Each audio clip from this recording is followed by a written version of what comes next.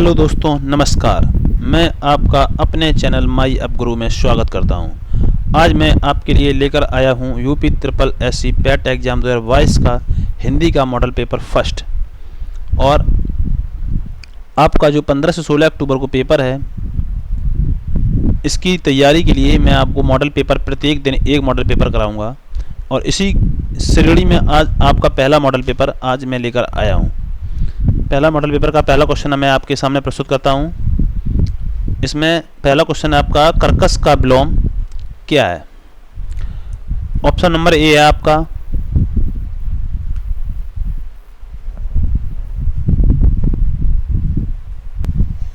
कठोर, विवेकी, मधुर या विनम्र। इसका विलोम शब्द आपको बताना है। कठोर का विलोम होता है आपका कोमल,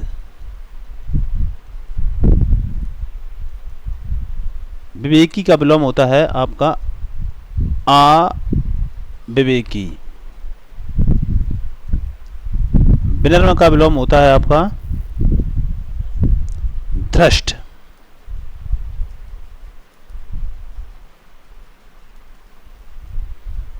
और इसका कर्कश का विलोम होगा आपका मधुर। ऑप्शन नंबर सी आपका सही राइट आंसर होगा।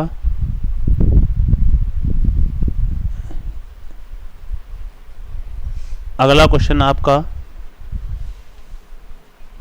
जो इंद्र पर विजय प्राप्त कर चुका हो। ऑप्शन नंबर ए है इंद्रजय, ऑप्शन नंबर बी है आपका इंदु, ऑप्शन नंबर सी है आपका इंद्रजीत, ऑप्शन नंबर डी है आपका जितेंद्रिय। देखिए बच्चों, जो इंद्र पर विजय प्राप्त कर चुका हो उसके लिए होता है इंद्रजीत। और जो जो जो इंद्रियों पर विजय प्राप्त करता है, जो इंद्रियों पर विजय प्राप्त करता है उसके लिए होता है आपका ऑप्शन जितेंद्रिय। और जो इंद्र पर विजय प्राप्त करता है उसके लिए आपका होता है इंद्रजीत।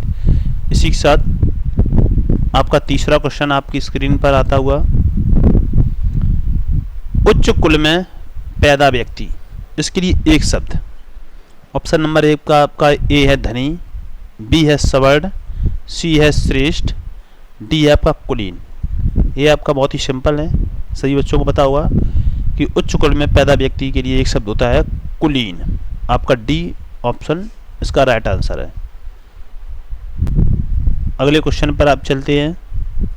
क्वेश्चन नंबर 4 आपकी स्क्रीन पर है, ईश्वर तुम्हें दीर्घायु दे। अर्थ के आधार पर वाक्य का भेद बताइए। ऑप्शन नंबर ए है प्रश्नवाचक वाक्य, ऑप्शन नंबर बी है आपका विस्मयवाचक वाक्य, ऑप्शन नंबर डी है आपका निषेधवाचक वाक्य, ऑप्शन नंबर सी है आपका इच्छावाचक वाक्य। वाक्य आपको ऑप्शन बताना है, इसमें कौन सा ऑप्शन होगा। वाक्य आपके जो वाक्य होते हैं वो 8 प्रकार के होते हैं। अर्थ के आधार पर वाक्य 8 प्रकार के होते हैं, ये आपको और बताते चलते हैं। अर्थ के आधार पर वाक्य के 8 भेद होते हैं, बहुत पूछा जाता है। और रचना के आधार पर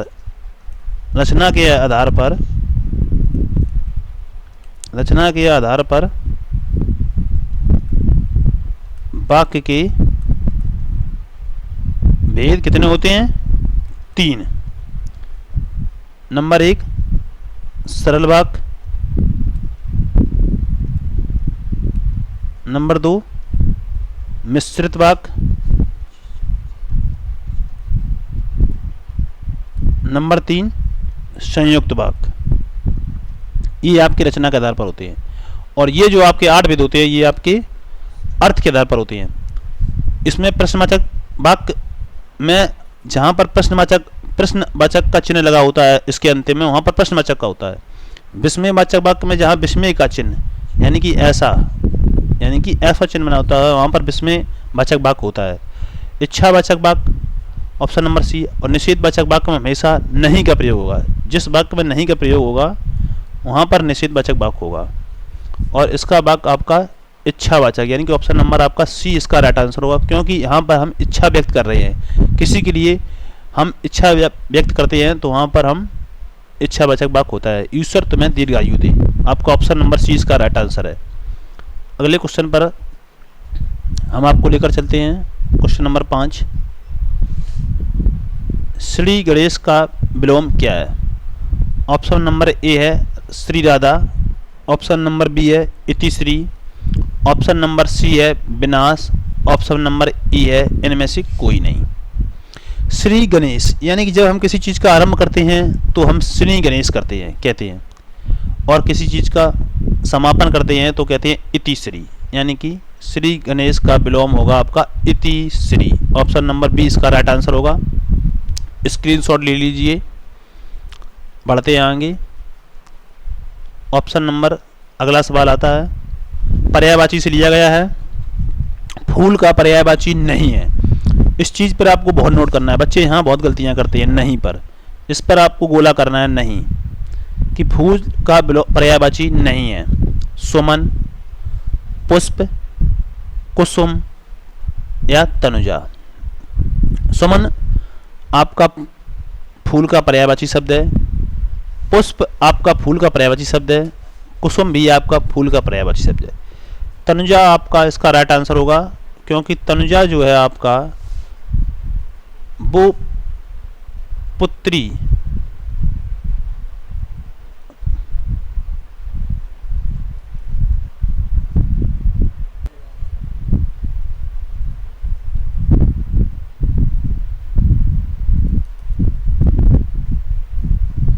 पुत्री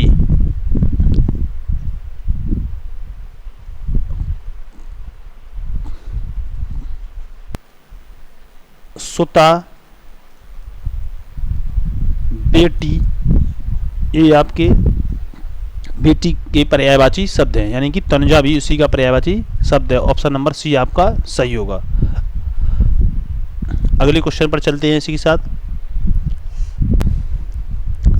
किस रस को रसराज कहा जाता है? ऑप्शन नंबर ए आपका वीर रस, ऑप्शन नंबर बी है आपका हास्य रस, ऑप्शन नंबर सी है आपका श्रृंगार रस, ऑप्शन नंबर डी है आपका शांत रस। शांति रस लिखा है, टाइपिंग एरर है। वीर रस हम आपको बताते चलते हैं कि आपको इन सभी रसों का स्थायी भाव याद रखना है, क्योंकि स्थायी भाव ही पूछता है ज़्यादातर, स्थायी भाव ही पूछता है ज़्यादातर। स्थायी भावों की संख्या कितनी है? स्थायी भावों की संख्या है आपकी 9। भरत मुनि के अनुसार, जो भरत मुनि है बहुत पूछता है, भरत मुनि के अनुसार रसों की संख्या कितनी है? भरत मुनि के अनुसार रसों की संख्या आपकी 8 है। कौन सा रस नहीं है भरत मुनि के अनुसार? इन्होंने एक रस को हटाया है, कौन सा रस को हटा दिया है? भरत मुनि ने शांत रस को रस नहीं माना है। शांत रस को इन्होंने रस नहीं माना है, भरत मुनि जी ने शांत रस को रस नहीं माना है। और आपका वीर रस का स्थायी भाव आपका उत्साह होता है, वीर रस का स्थायी भाव उत्साह। हास्य रस का स्थायी भाव हास्य, जहाँ पर हंसी की बात हो वहाँ पर हास्य रस। शांत रस का स्थायी भाव बहुत इंपॉर्टेंट है, निर्वेद। और आपका इसका आंसर होगा आपका किस रस को रसराज कहा गया है? यह रसों का राज होता है, यानी कि राजा श्रृंगार रस को, इसका स्थायी भाव आपका होता है रति। स्क्रीनशॉट ले लीजिए, बहुत इंपॉर्टेंट है ये आपका, इसे याद रखना है आप सभी लोगों को। इसी के साथ हम अगले क्वेश्चन पर चलते हैं। हिंदी की आदि जननी क्या है?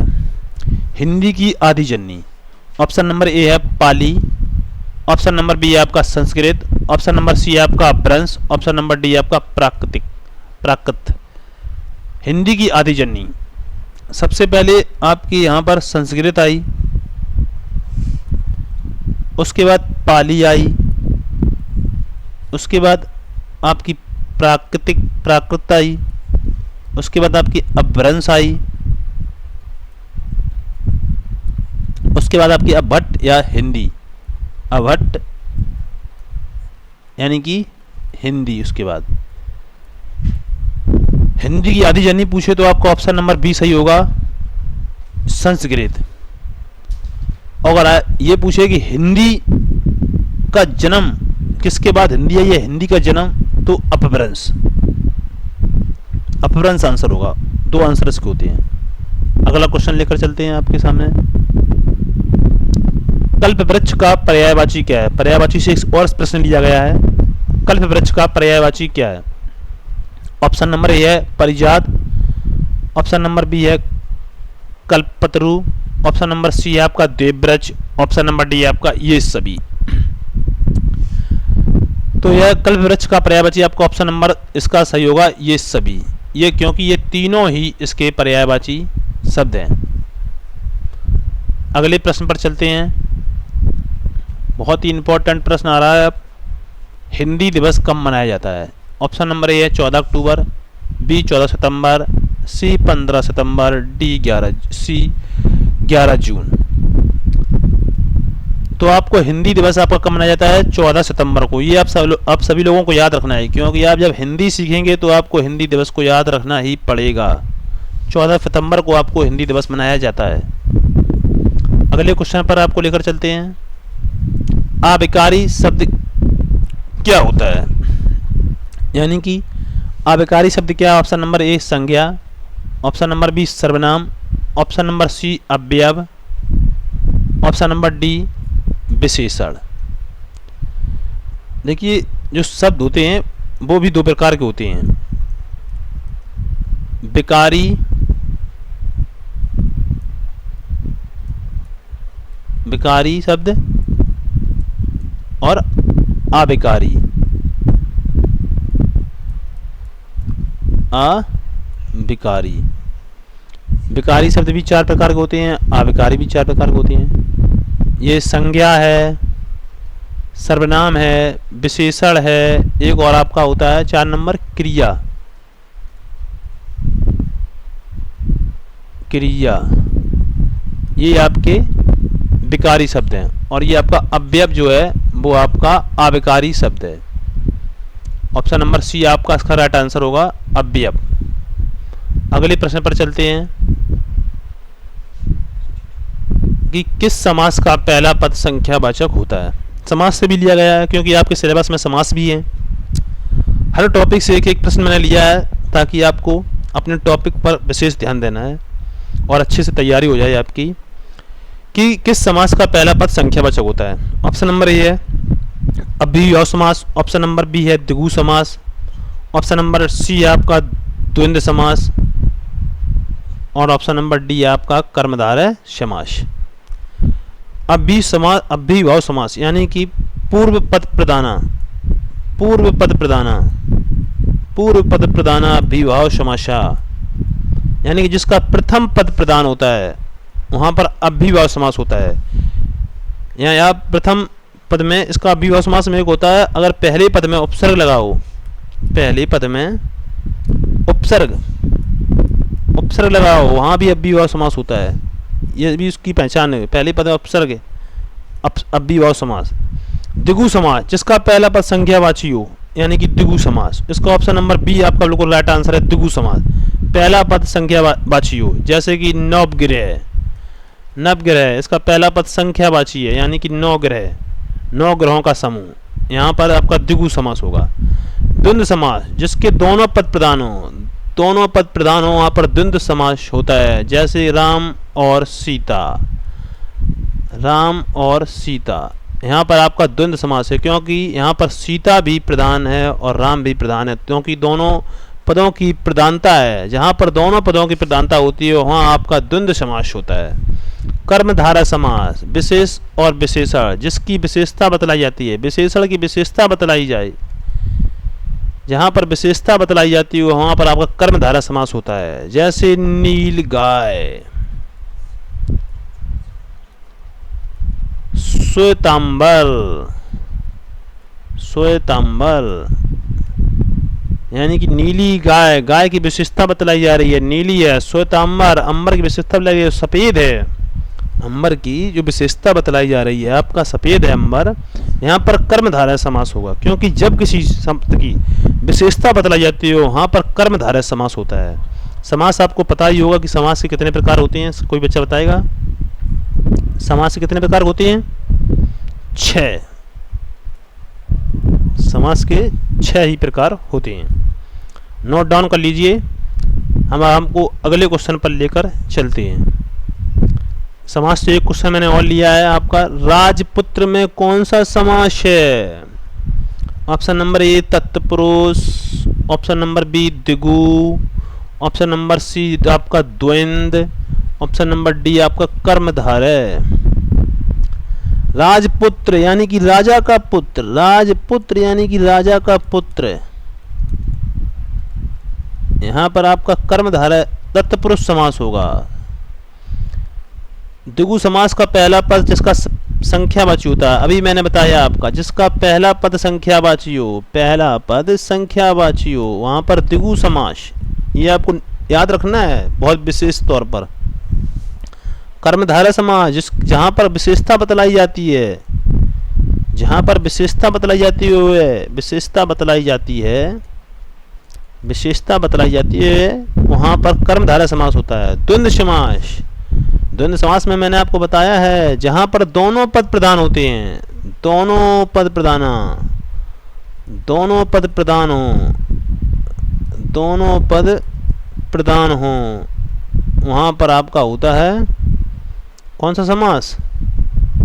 द्वंद्व समास। राजपुत्र, राजा का पुत्र, यानी कि यहां पर आपका तत्पुरुष समास होगा।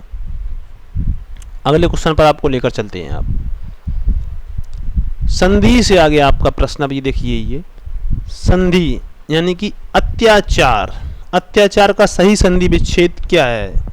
अतिया धनचार, option number A, option number B अत धन आचार, ऑप्शन नंबर डी आपका है अत्या धनचार, ऑप्शन नंबर सी आपका है अति धन आचार। अत्याचार का संधि विच्छेद क्या है? संधि आपको बताते चलते हैं कि संधि जो है, संधि के 3 विध होते हैं। नोट डाउन कर लीजिए शॉर्टकट में। स्वर संधि,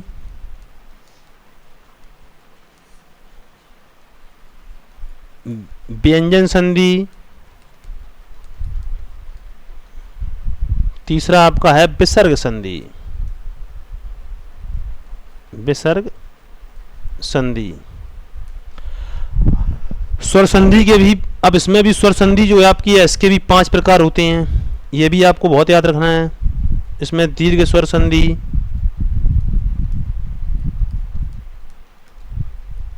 दीर्घ स्वर संधि, मैं आपको संधि का एक सिलेबस, संधि का एक आपका वीडियो दूंगा जिसमें आपके संधि के 102 नंबर क्लियर हो जाएंगे।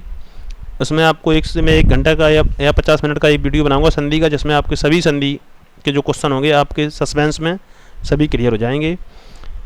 और दूसरी जो स्वर संधि का भेद होता है वो गुण स्वर संधि, तीसरा होता है आपका वृद्धि स्वर संधि, वृद्धि स्वर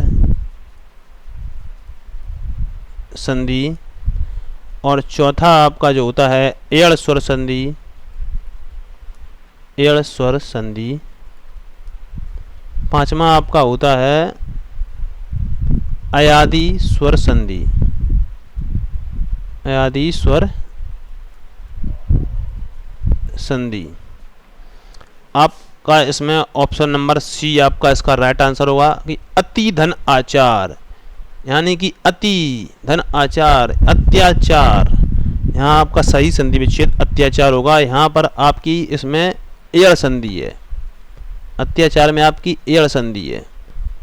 अगली वीडियो में मैं आपको संधि की कराऊंगा, जिसमें आपको बताऊंगा कि संधियाँ किस प्रकार से पहचानी जाती हैं। उम्मीद करूंगा कि आप लोग सीख जाएं।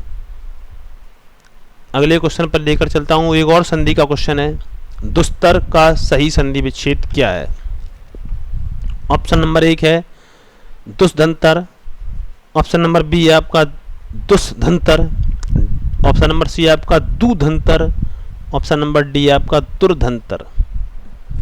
यह आपका विसर्ग संधि है दुस्तर, दुस्तर जो आपकी है वो विसर्ग संधि है, ये मान लीजिए। मैं आपको हिंट्स देता चलता हूँ, ये आपकी विसर्ग संधि है। अब कोई बच्चा बताएगा दुस्तर का संधि विच्छेद, यानी कि दूधंतर। बिल्कुल राइट आंसर, बिल्कुल राइट आंसर दे रहे हैं बच्चे यहाँ पर। सी ऑप्शन होगा इसी के साथ आपका, दूधंतर, दुस्तर। अगले क्वेश्चन पर लेकर चलते हैं आपको। कौन सा शब्द एक शब्द का विलोम है? एक शब्द का विलोम आपसे पूछा गया है। ऑप्शन नंबर आपका है ए भौतिक, ऑप्शन नंबर बी है आपका सांसारिक, ऑप्शन नंबर सी है आपका पारलौकिक, ऑप्शन नंबर डी है आपका अहलौकिक। कौन सा शब्द एक शब्द का विलोम है? इसमें आपका ऑप्शन नंबर सी आपका राइट आंसर होगा। एक शब्द का विलोम होता है पारलौकिक। एक शब्द का विलोम आपका होता है पारलौकिक। अगले क्वेश्चन पर लेकर चलते हैं आपको। निम्नलिखित शब्दों में कौन सा शब्द समुद्र का पर्यायवाची है? समुद्र का पर्यायवाची पूछा गया है। ऑप्शन नंबर ए है आपका रत्नाकर, बी है आपका मधुकर, सी है दिनकर, डी है नरपति। समुद्र का पर्यायवाची आपसे पूछा गया है, तो इसमें आपका समुद्र का पर्यायवाची होगा ऑप्शन नंबर ए रत्नाकर। रत्नाकर समुद्र का बिल्कुल सही पर्यायवाची शब्द है, रत्नाकर। अगले क्वेश्चन पर लेकर चलते हैं आपको। रात्रि विकल्पों में से सही पर्यायवाची, यानी कि रात्रि शब्द का पर्यायवाची, फिर आपको पर्यायवाची आ गया है। रात्रि शब्द का पर्यायवाची पूछा गया आपसे। ऑप्शन नंबर ए है आपका सरकरी, बी है यामिनी, डी है आपका इशू और सी आपका है त्रियाम। रात्रि शब्द का जो आपका पर्यायवाची शब्द है वो आपका होगा ऑप्शन नंबर बी, यानी कि यामिनी। यामिनी शब्द रात्रि शब्द का पर्यायवाची शब्द होता है।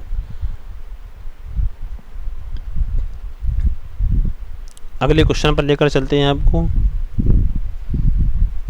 निम्न वाक्यांशों के लिए उचित एक शब्द चुनिए। कानून का रूप देने के लिए प्रस्तुत किया गया प्रस्ताव या मसौदा क्या कहलाता है? कानून का रूप देने के लिए प्रस्तुत किया गया उचित शब्द के लिए एक शब्द है। इसका ए ऑप्शन है प्रारूप, बी ऑप्शन है मसौदा, सी ऑप्शन है प्रश्नोत्तर, डी ऑप्शन है आपका सी ऑप्शन है विधेयक और डी ऑप्शन आपका था प्रश्नोत्तर। तो कानून का रूप देने के लिए प्रस्तुत किया गया प्रस्ताव या मसौदा आपका प्रारूप कहलाता है। ऑप्शन नंबर ए आपका राइट आंसर है इसका, प्रारूप। अगले क्वेश्चन पर चलते हैं। जो मोक्ष चाहता हो उसके लिए एक शब्द। जो मोक्ष चाहता है यानी कि मरने, जो मोक्ष चाहता है उसके लिए एक शब्द होगा आपका मुमुक्षु। ऑप्शन नंबर ए, यानी कि जो मोक्ष चाहता है उसके लिए एक शब्द होता है मुमुक्षु। और जो मरने की इच्छा रखता है, यानी कि मरने की इच्छा रखने वाला, जो मरने की इच्छा रखता है उसके लिए होता है एक शब्द आपका मुमूर्षु। मुमूर्षु, मुमूर्षु। अगले क्वेश्चन पर चलते हैं। जिसे प्रमाण द्वारा सिद्ध न किया जा सके उसके लिए एक सही शब्द लिखिए। जिसे प्रमाण द्वारा शब्द सिद्ध न किया जा सके उसके लिए एक शब्द। ऑप्शन नंबर ए अप्रमाणित, ऑप्शन नंबर बी अनुप्रमेय, ऑप्शन नंबर डी अप्रमाणिक, ऑप्शन नंबर सी अप्रमेय। जिसे प्रमाण द्वारा सिद्ध न किया जा सके वह होता है आपका ऑप्शन नंबर, बताएंगे आप सभी लोग कि इसका राइट आंसर क्या होगा।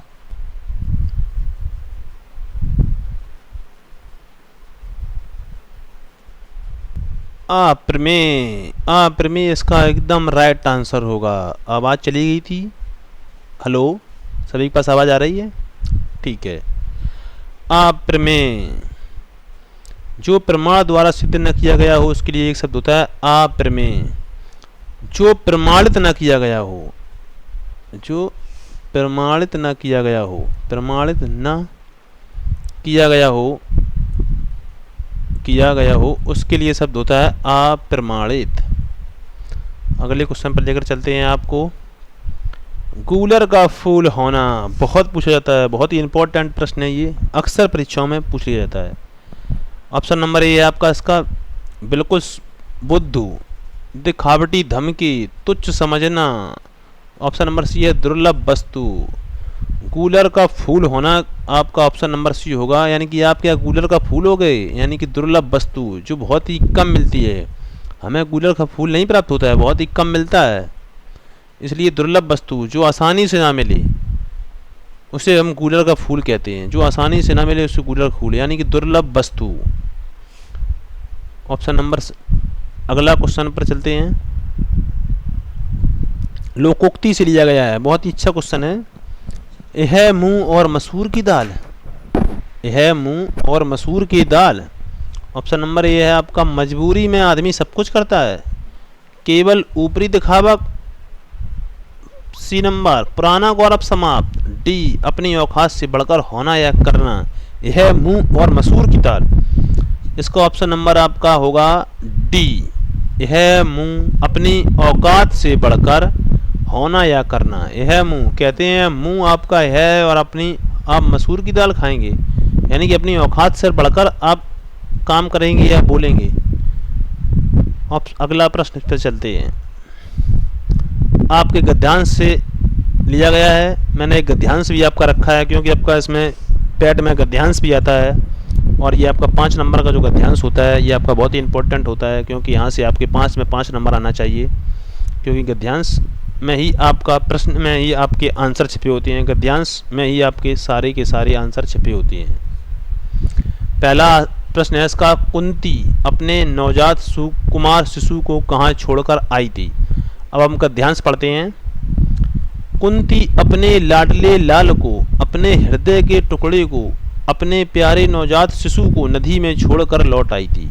कुंती अपने सुकुमार शिशु को कहाँ छोड़कर आई थी, नवजात शिशु को। कुंती अपने नवजात शिशु को नदी में छोड़कर लौट आई थी। देखिए आप, मैं टिक कर रहा हूं, आप पढ़िए यहाँ पर, कहाँ पर छोड़कर लौट आई थी,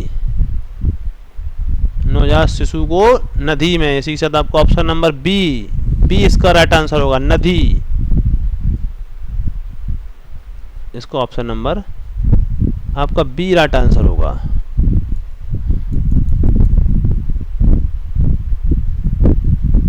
अगले क्वेश्चन पर चलते हैं। मंजूषा को लेकर कौन जा रहा था, देखते हैं इसमें। ऑप्शन नंबर ए सेवक, मल्लाह। ऑप्शन नंबर सी पथ पृथक। ऑप्शन नंबर डी भाग्य। मंजूषा को लेकर कौन जा रहा था, आगे पढ़ते हैं यहाँ से। वह छोटी नदी थी, वायु अनुकूल थी, देव की गति जानी नहीं जाती थी। वह नदी चंबल नदी में जाकर मिलती थी।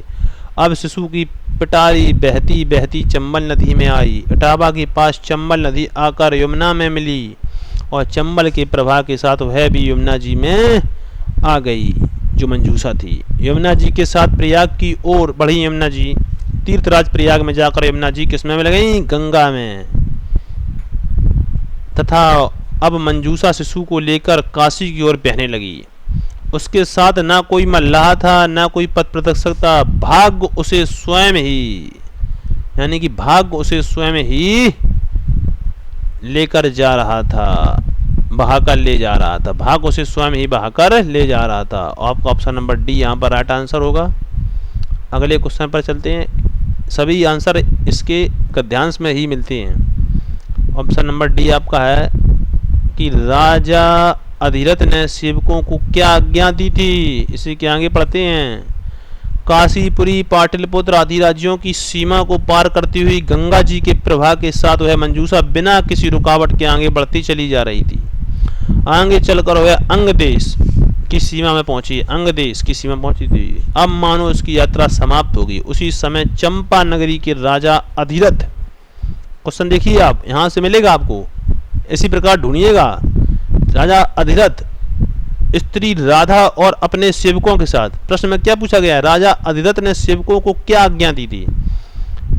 राजा अधिरथ स्त्री और राधा अपने सेवकों के साथ गंगा स्नान के लिए आए थे। उन्होंने दूर से इस सुंदर सी बेटी जाह्नवी की लहरों के साथ क्रीड़ा करते देखा। अंत में उन्होंने अपने सेवकों को आज्ञा दी। देखिए आपका राइट आंसर यहाँ मिला है। अंत में उन्होंने अपने सेवकों को क्या आज्ञा दी कि सामने है जो मंजूषा बहती जा रही है उसे पकड़ कर लाओ। किसे पकड़ कर लाओ? मंजूषा को। आपका ऑप्शन नंबर एकदम राइट आंसर होगा कि जो सामने ये मंजूषा बहकर जा रही है इसे पकड़ कर लाओ। अब चलते हैं आपके अगले प्रश्न पर। चंपा नगरी के राजा किसके साथ गंगा स्नान करने जा रहे थे? देखिए मैंने आपको अभी पढ़ा था यहाँ पर।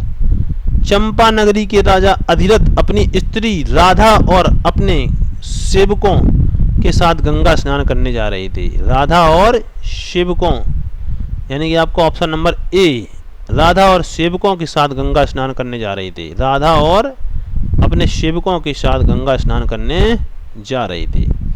सारे आपको गद्यांश में ही उत्तर मिलते हैं गद्यांश के। बस आपको थोड़ा मन लगाकर देखना है और पढ़ना है गद्यांश को, क्योंकि समय पर गद्यांश में आपके पूरे के पूरे नंबर आने के फुल चांस रहते हैं। आज शायद इतना ही है और मैंने आपको प्रैक्टिस कराई है लगभग 30 क्वेश्चनों की। एक बार आप इसे रिवाइज करें, क्योंकि ये सारे प्रश्न आपकी परीक्षाओं में पूछे गए हैं और ऐसे ही प्रश्न आपके अक्सर देखने को मिलते हैं। और मैं यहीं से अपनी वाणी को विश्राम देता हूं और चाहता हूं कि आप सभी लोग इस वीडियो को एक बार ज़रूर देखें और कमेंट कर बताएं कि आपको वीडियो कैसी लगी। धन्यवाद, नमस्कार।